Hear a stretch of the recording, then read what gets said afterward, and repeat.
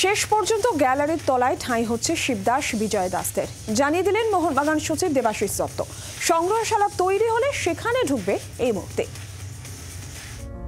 দিন কয়েক আগে জি24 ঘন্টাতেই প্রথম দেখানো হয়েছিল মোহনবাগান থেকে সরে গিয়েছে অমর একাদশের মূর্তি, যা গ্যালারির তলায় কালো কাপড় দিয়ে ঢেকে রাখা রয়েছে।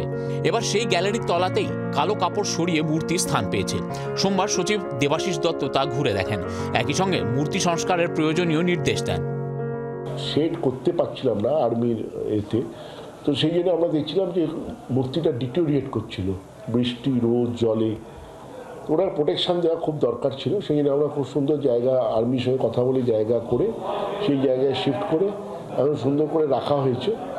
তো টিল আমরা মিউজিয়াম যতদিন না তৈরি হচ্ছে ওখানেও আপনারা দেখতে পারবেন, আমরা উত্তর যত্ন সহকারে উত্তর সম্মানের সাথে ওখানে রাখা হয়েছে।